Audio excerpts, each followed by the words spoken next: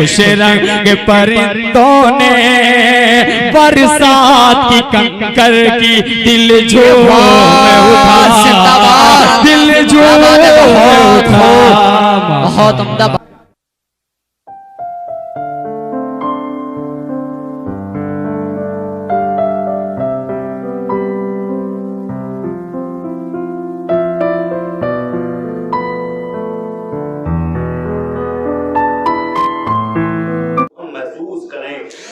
कल के दौर में तमाम परेशानियों के साथ जिंदगी गुजारते थे वो नौजवान जिसने तालीम हासिल करना चाहा।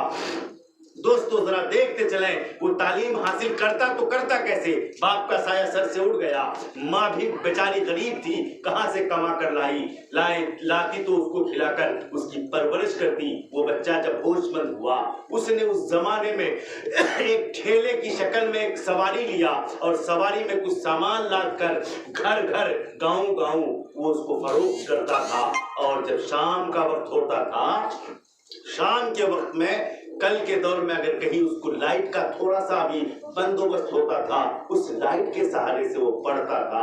सारा दिन मजदूरी करता था, उससे जो पैसे कमाता था खुद भी खाता था, अपनी माँ की भी परवरिश करता था माँ की भी परवरिश करता था और तालीम भी हासिल करता था।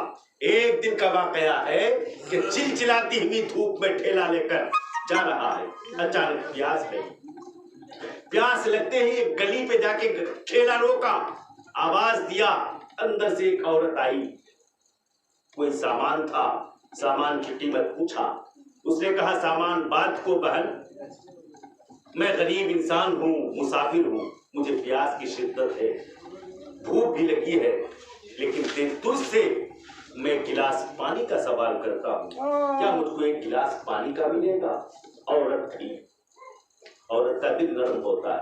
उसने कहा भाई रुको, मैं अभी पानी लाती हूँ।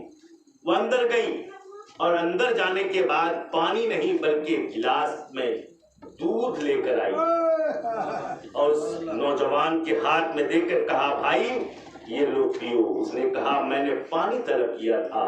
औरत ने सोचा और उसने कहा मैं तुम्हारे शक्ल को देख सकता हूँ, तुम्हें भूख भी लगी है, प्यास भी लगी है, दूध पियोगे तुम्हारी भूख भी मिटेगी, प्यास भी बुझेगी।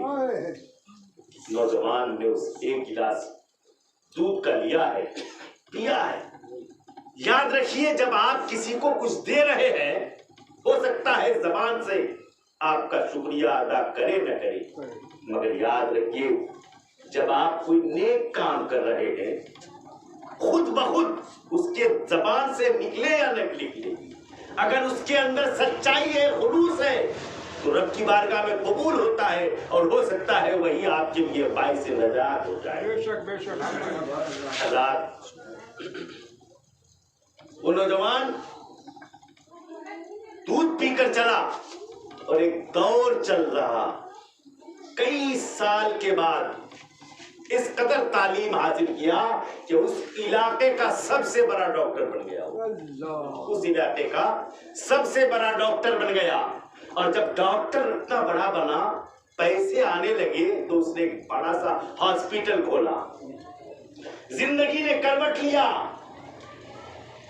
ये होता है, आज तुम्हारे पास पैसा है, हो सकता है कल तुम्हारे हाथ में कटोरा आ जाए, और आज जिसके हाथ में कटोरा है हो सकता है कल वो शहंशाह हो जाए। जिंदगी करवट लेती है। एक जमाने के बाद वो लड़की जब बुढ़ापे के मंजिल पे पहुंची, अचानक उसको एक बीमारी आ गई और ऐसी बीमारी कि डॉक्टरों ने कहा तुम्हारा इलाज सिवाय उस हॉस्पिटल के कहीं नहीं है। उस औरत को लिया, बेहोशी की आलम में वो औरत गई और जाने के बाद एडमिट हुई, दाखिला हुआ, इलाज चलता रहा। इलाज हो जाने के बाद दफ्तर से उस औरत के पास एक पर्ची आती है और उस पर्ची में सारा खर्च, उस खर्च को जब देखती है वो दोबारा बेहोश हो जाती है। उसके पास इतनी दौलत नहीं थी कि वो चुका सके। जब उसको होश आया, होश आते ही उस हॉस्पिटल के नौकर ने उससे कहा, बहन घबराने की जरूरत नहीं। कहा क्यों? कहा तुम बेहोश क्यों हुए थे?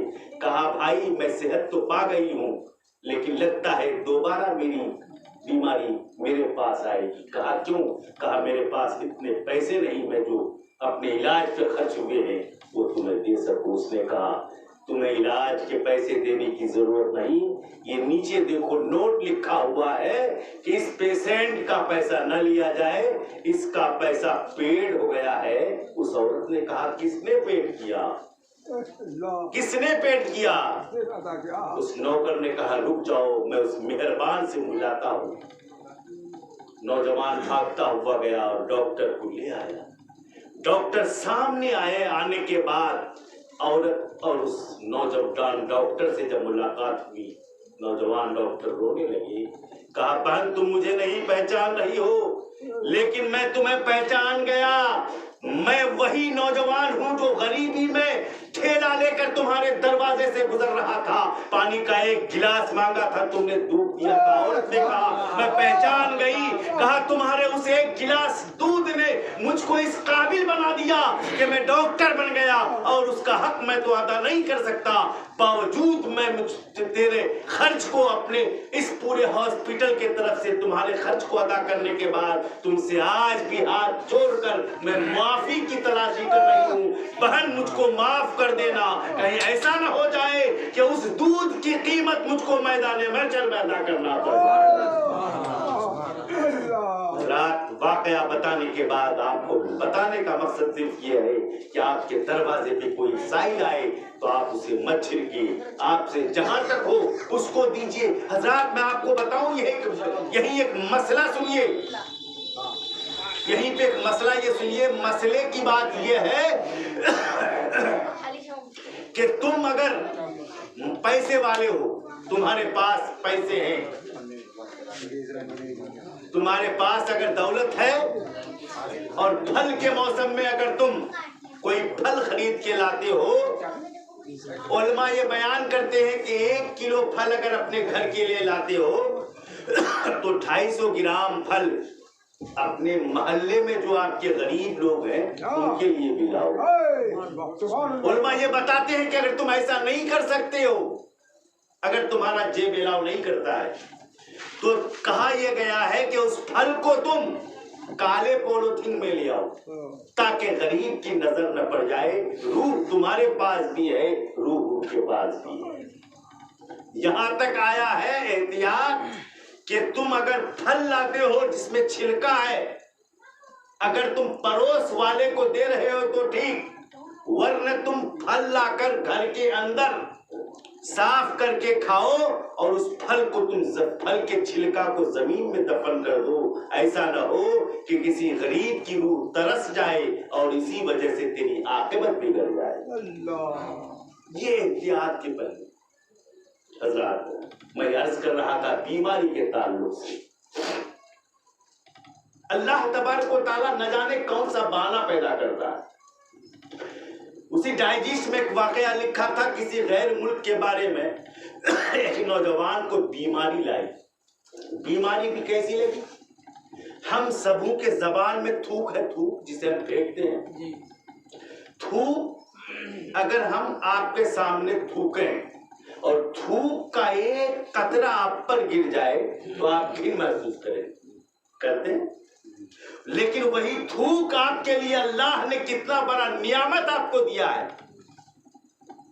वो बीमार इसलिए था, उसका पेट फूलता था। जब इलाज के लिए डॉक्टर के पास गया, चेकअप किया तो ये कहा कि तुम्हारे मुंह में थूक पैदा नहीं होता है और थूक नहीं होने की वजह से तुम्हारा खाना हजम नहीं होता है, अब तुम्हारा कोई इलाज नहीं। आप देखें मेरे पास जो थूक है परवरदिगार ने जो दिया है वो हमारे लिए कितना अहम है। थूक की कोई अहमियत नहीं, लेकिन अहमियत इतनी कि उसी की वजह से वो बीमार हुआ और लाइलाज मर्ज हो गया।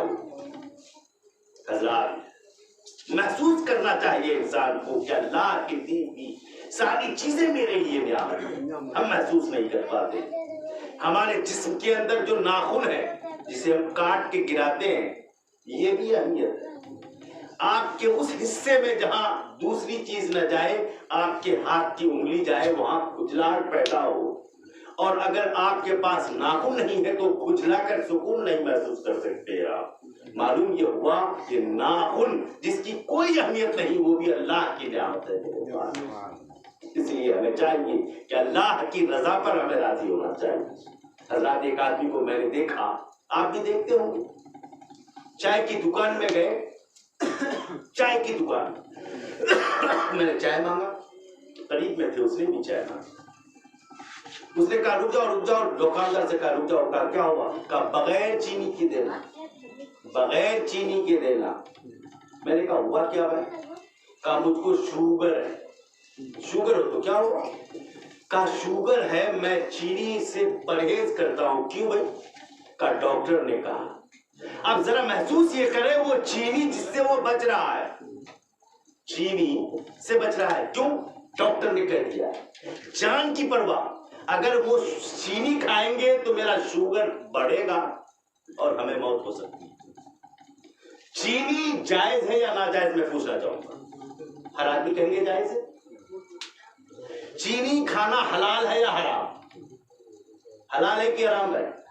हलाल है। चीनी हलाल है। डॉक्टर ने कह दिया तुम्हें शुगर है, तुम्हें चीनी से बचना है, तो अब डॉक्टर के कहने से हलाल चीज से हम बच रहे हैं। अल्लाह ने कहा तुम्हारे लिए सूद हराम है। अल्लाह ने कहा तुम्हारे लिए चोरी करके माल कमाना हराम है। हराम अल्लाह ने कहा, डॉक्टर के कहने से हम हलाल चीज से परहेज कर रहे हैं, और खुदा के कहने से हम हराम चीज से परहेज नहीं कर रहे हैं। महसूस करें जरा, महसूस करें। बहुत कीमती बात। डॉक्टर एक हम जैसा इंसान, उसने कह दिया चीनी से बचो, भात मत खाओ, आलू मत खाओ, हम उससे बच रहे हैं। क्यों? इसलिए कि डॉक्टर ने मना कर दिया मेरी जान जा सकती है। और वो चीज जो हलाल नहीं हराम है, खुदा और रसूल ने मना किया। तुम डॉक्टर के कहे हुए चीज को खाओगे, जान जाएगी, और खुदा ने जो हराम किया कहा है उसको खाओगे। अगर उसको खाओगे तो तुम्हारा ईमान चला जाएगा, लेकिन कोई परवाह नहीं। खुदा कहे तो कहते रहे, हम हराम खा खा कर हरामखोर बनते जा रहे हैं, और डॉक्टर ने जो हलाल खाने कहा है, हम उससे बच बच के अपने जिस्म को और खराब किए जा रहे हैं। दोस्तों, मैं ये कहना चाहूंगा, जहां जिस्म को बचाने के लिए हलाल चीज को डॉक्टर के कहने से रुक रहे हो, वही अल्लाह के कहने से हराम चीज को भी इस्तेमाल करने से बचाओ। कसम खुदा की, तुम्हारी जान भी अच्छी रहेगी, तुम्हारा ईमान भी सलामत रहेगा। सुभान अल्लाह, सुभान अल्लाह। बहुत तल्ख बात है, तल्ख हकीकत है। हम अगर इस पर अमल करेंगे, यकीनन है कि हम कामयाब हो जाएंगे।